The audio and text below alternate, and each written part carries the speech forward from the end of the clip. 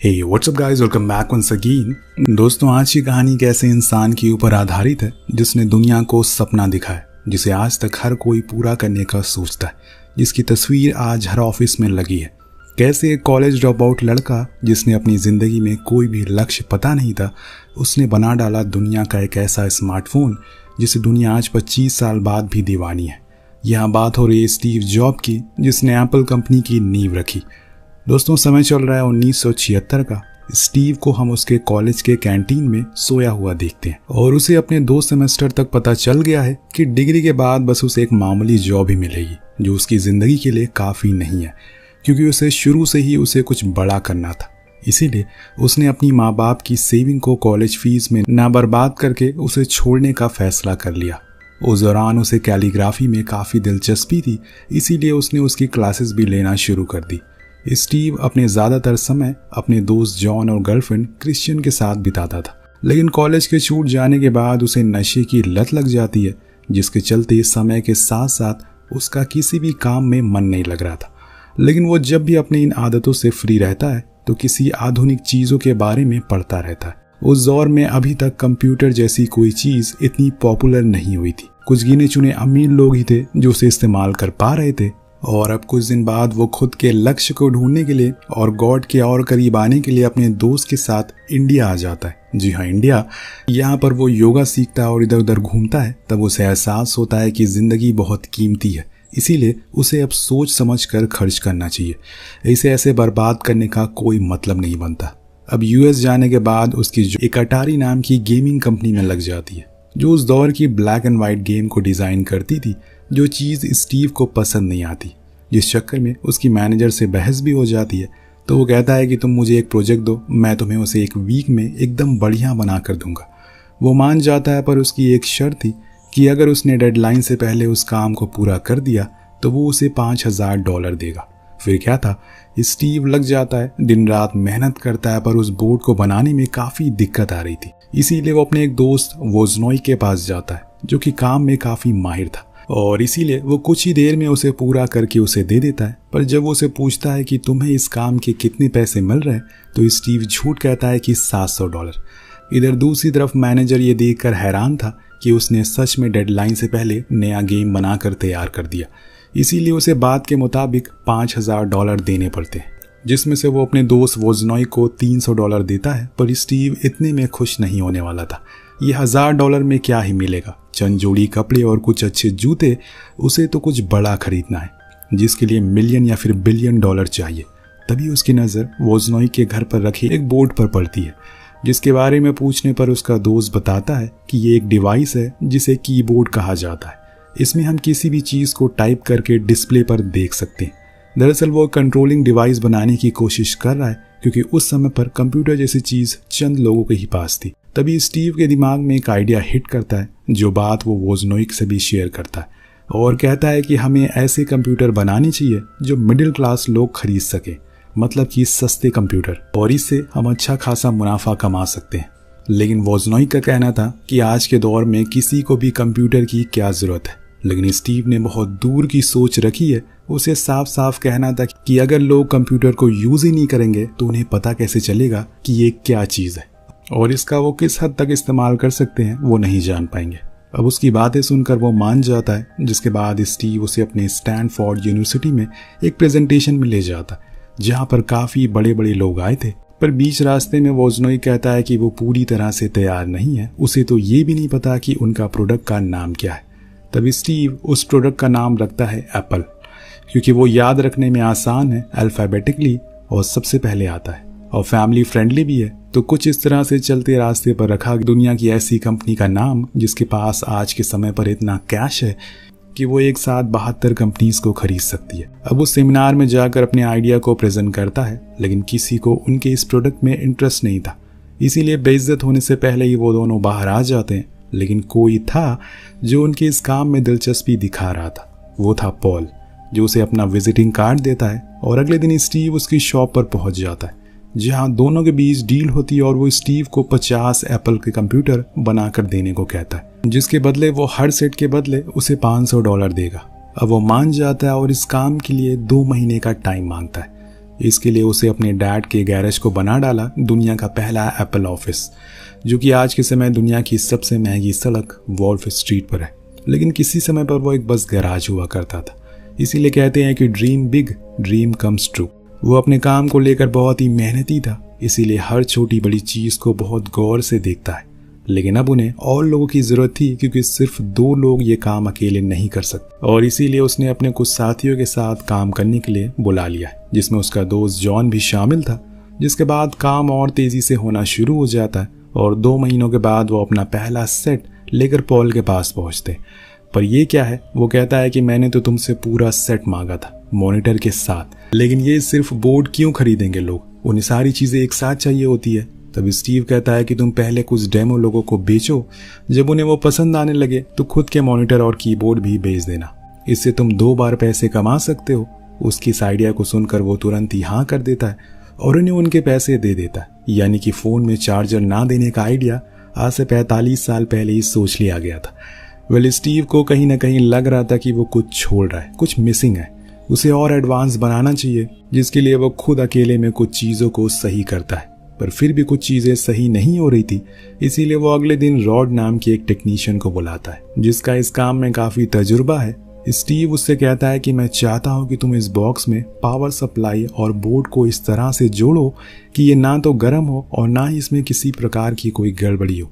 अब वो मान जाता है और कुछ ही दिन में उसका इस काम को पूरा भी कर देता है। जिसके बाद स्टीव देश की बड़ी बड़ी कंपनीज के सीईओ के पास फोन करता है, उन्हें अपने इस एडवांस कंप्यूटर के बारे में बताता है जो कि बहुत कम दाम में है।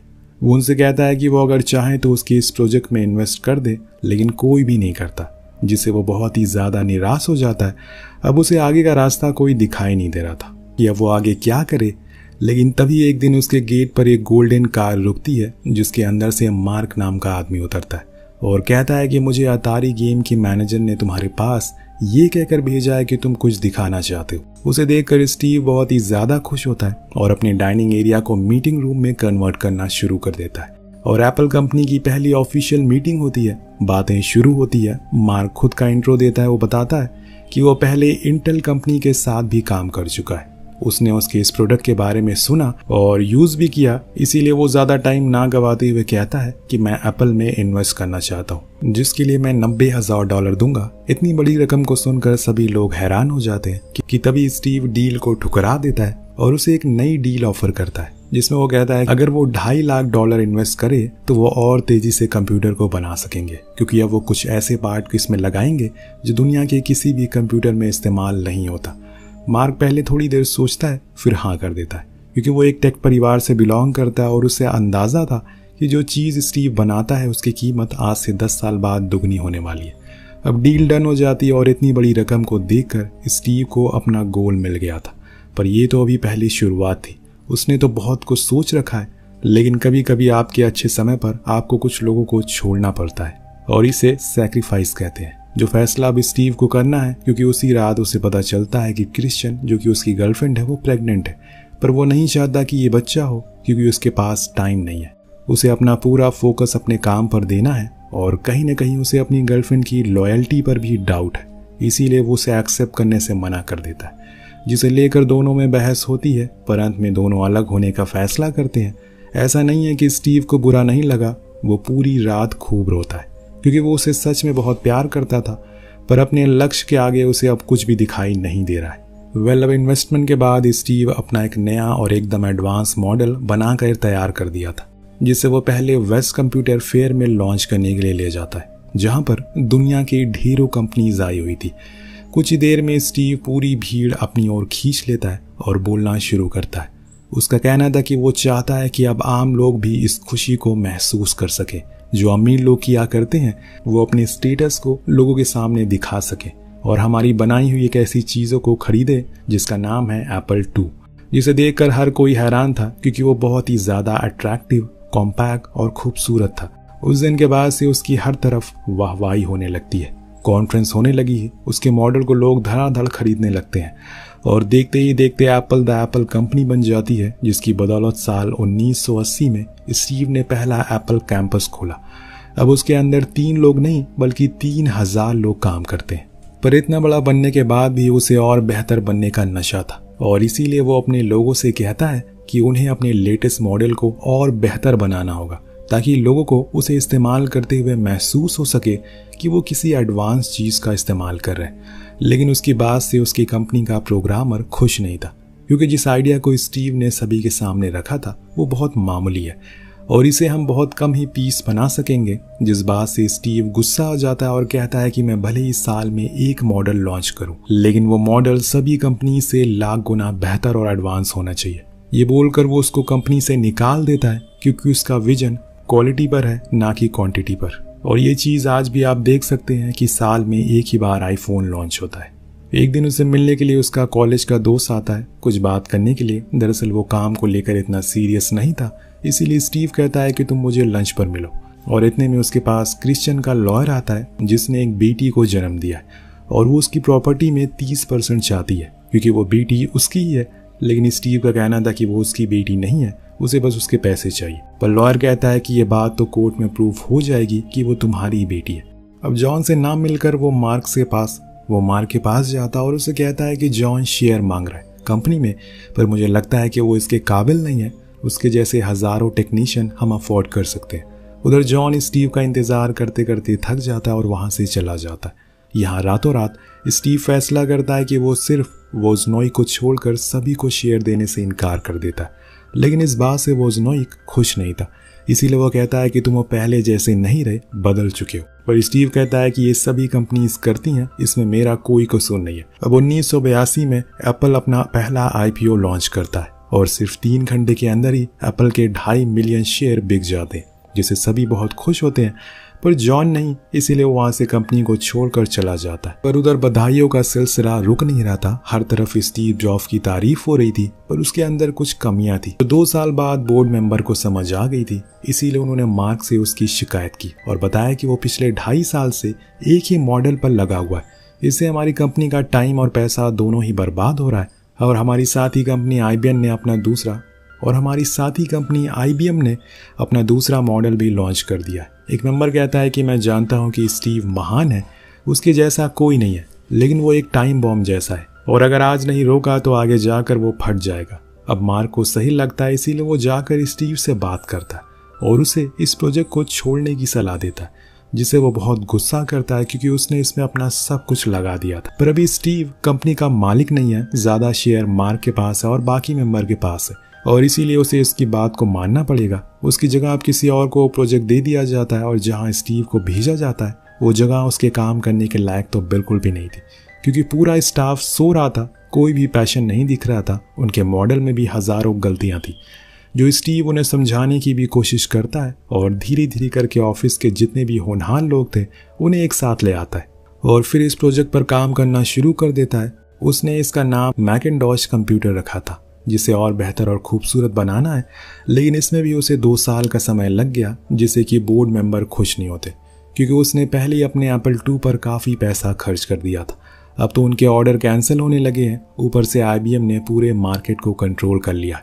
ये सुनकर स्टीव उसे जॉन कल्नी के बारे में बताता है, जिन्हें वो एप्पल का CEO बनाने को कहता है। वो अभी भी पेप्सी के साथ काम कर रहा है, उसे मार्केटिंग की काफ़ी अच्छी नॉलेज है, लेकिन सबसे बड़ा सवाल कि उसे लाएगा कौन, यही सवाल सब पूछते। तो स्टीव कहता है कि मैं उसे लेकर आऊंगा और वो करके भी दिखाता है। ऐसा कुछ वीक बाद उनका मैकिन्टॉश मॉडल लॉन्च होता है, जिसे काफ़ी लोग पसंद करते हैं, लेकिन जॉन ने उसकी प्राइसिंग बढ़ा दी थी क्योंकि उसके ऊपर स्टीव ने काफ़ी पैसे खर्च कर दिए थे और इस बात से स्टीव बिल्कुल भी खुश नहीं होता और इसीलिए दोनों में पहली बार बहस भी होती है।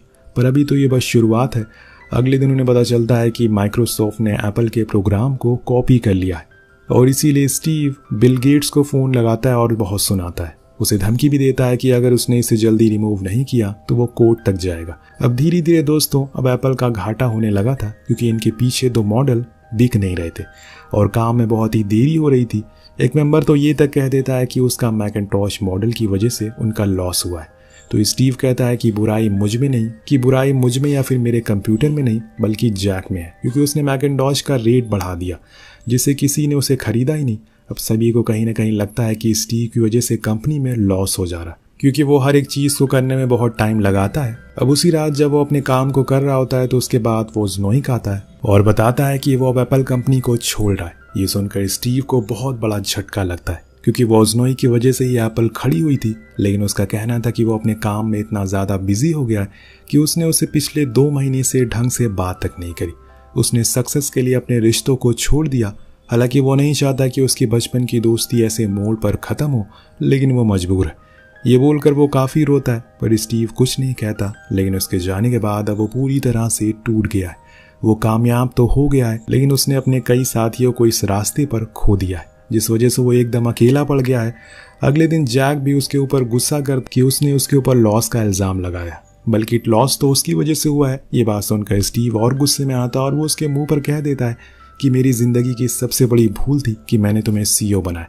उस दिन के बाद से कंपनी के लोग 2 हिस्से में बंट गए थे, जिसे देखते हुए वोटिंग कराई जाती है। मोस्टली लोग स्टीव के पक्ष में वोट नहीं देते और इसकी वजह से उस दिन उसे कंपनी से निकाल दिया जाता है। अब मार्क भी उसका साथ नहीं देता, जिसका उसने इतना मुनाफा कराया। आज स्टीव एकदम टूट जाता है। वो अपने डैड के गैराज में जाता है जहाँ इस काम की शुरुआत हुई थी। वहाँ रखी अपनी टीम की फोटोज को देखकर वो बहुत रोता है। तभी उसके डैड आकर उसे संभालते हैं, लेकिन अब सब कुछ खत्म हो गया है। उसने अपनी आधी जिंदगी जिस एप्पल कंपनी को दी, उसने आज उसे बेइज्जत करके बाहर निकाल दिया। लेकिन वो कहते हैं ना कि दोस्तों, कभी कभी कुछ बुरा होना भी ज़रूरी है, क्योंकि वो आपको अच्छा बनाता है और अंदर से मजबूत भी। उस दिन के बाद से स्टीव एक नेक्स्ट नाम की कंपनी को बनाया, जिसका एडवांस स्क्रीन प्रोग्राम दुनिया भर में फेमस हो गया, जिसके चलते उन्होंने पिक्सल नाम की कंपनी को भी खरीद लिया। उन्होंने लॉरेन नाम की लड़की से शादी भी कर ली। जो बेटी क्रिश्चियन से हुई थी, उसने भी अपने साथ रख लिया। इन 9 सालों में स्टीव ने खुद के अंदर काफ़ी बदलाव महसूस किया। उस दौरान उन्हें एप्पल के शेयर काफ़ी गिर गए थे, जिसकी वजह से जैक को कंपनी को छोड़ना पड़ा और एक नए CEO एल्बर्ट को रखना पड़ा, जो CEO बनते ही सबसे पहले स्टीव से मिलने जाता है, क्योंकि उसे स्टीव की अहमियत पता थी। एक वही है जो कंपनी को वापस मुनाफे में ला सकता है। अब पहले तो वो मना करता है, लेकिन बाद में मान जाता है। अगले दिन जब वो ऑफिस जाता है तो वहाँ उन्होंने मार्क दिखता है, जिसे देखकर सारी पुरानी उसकी यादें वापस आ जाती है। पर मार्क ने उससे माफ़ी मांगी और फिर स्टीव ने कंपनी को एक एडवाइज़र के तौर पर ज्वाइन कर लिया।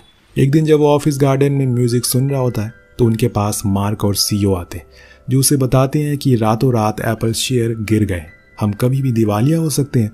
इसीलिए मार्क उन्हें एप्पल का CEO बनने का ऑफर देता है और कहता है कि तुम्हारे साथ जो कुछ भी हुआ है वो सब तुम हासिल कर सकते हो। तो स्टीव कहता है कि मैंने खोया नहीं, बल्कि मुझसे वो छीना गया है। अब इन सब के दौरान वो उसे म्यूजिक प्लेयर भी पसंद नहीं आता, जिसके कारण वो उसे फेंक देता है। उसके बाद स्टीव की मुलाकात जोनाथन नाम के बंदे से होती है, जो कि डिजाइनर होता है। वो एकदम उसी की तरह जुझारू आदमी था, जिसने अपने काम के अलावा और कुछ दिखाई नहीं देता। उसके साथ मिलकर स्टीव ने नेक्स्ट कंपनी और एप्पल कंपनी को मर्ज करके एक डिजाइन तैयार किया, जो कि था पहला मैकबुक। वो सभी को बहुत पसंद आता और फिर मीटिंग के दौरान उसे न्यू CEO ऑफ एप्पल बना दिया जाता है।